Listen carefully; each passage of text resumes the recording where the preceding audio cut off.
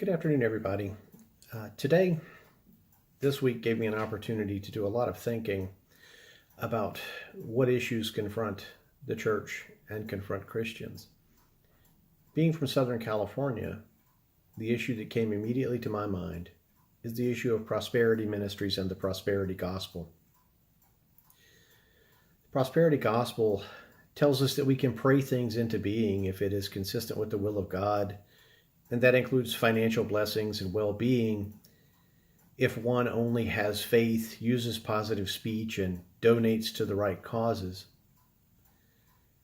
As Christian historians who are trained to look for the hand of providence in events, I personally think that this notion flies in the face of what Christianity and the Word teaches us. Bowler, Gabody, and Bass all contend in their articles that the prosperity gospel is an outgrowth of the Pentecostal faith, differing only perhaps in the leader in the particular church or church group that is involved in the ministry. Its origins come from the New Thought tradition, which was an outgrowth of Charles Fillmore and Ernest Holmes, who were both very influential in the Pentecostal movement in the late 19th and early 20th century. Gained a lot of popularity beginning in the 1930s. Ladke posits that such preachers encourage a belief that, quote, God will fulfill his promises of success, wealth, health, and emotional peace only as long as believers are keeping up their end of the bargain. Their end of the bargain, of course, includes donations to the right causes or the church in question. Dr. Bass began his conclusion by stating in part that the Free Exercise Clause and the Religious Freedom Restoration Act have enabled prosperity preachers to exploit millions of faithful victims without recourse. So as believers, we have to always be testing the Spirit, seeing the fruits of our fellow believers, and letting our discernment guide us.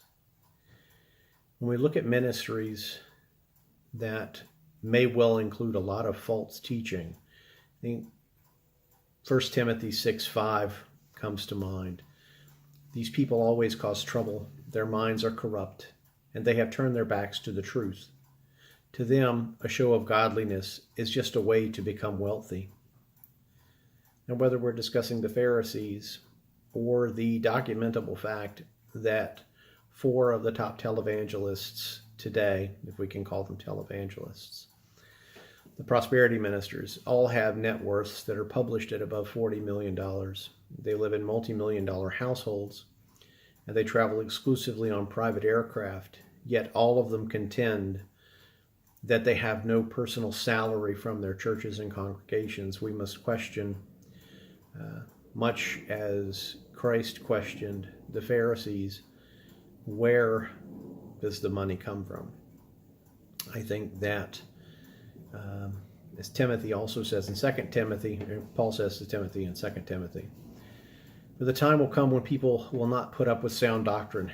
Instead, to suit their own desires, they will gather around them a great number of teachers to say what their itching ears want to hear.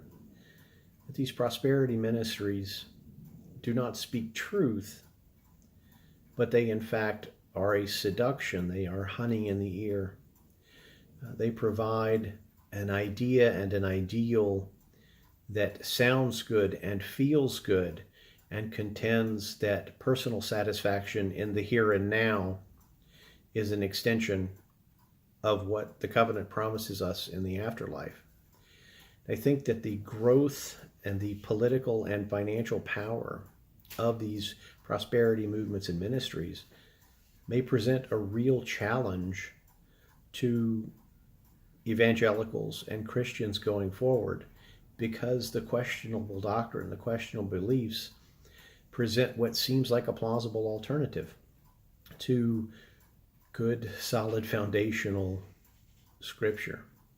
So I hope you've all enjoyed this brief introduction, and I would encourage everyone to do some more research on these prosperity ministries and see how explosive their growth has been.